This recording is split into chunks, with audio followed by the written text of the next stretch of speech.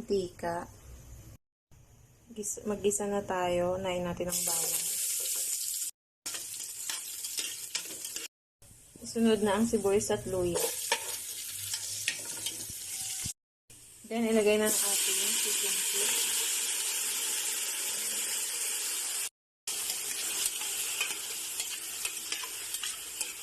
Tayo ng patis. Isayin natin mabuti sa patis.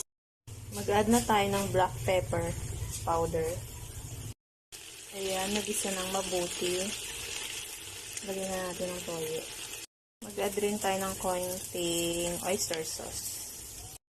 Then, mag-add na tayo ng tubig at palambutin natin siya sa pressure cooker. Mag-add na rin tayo ng suka.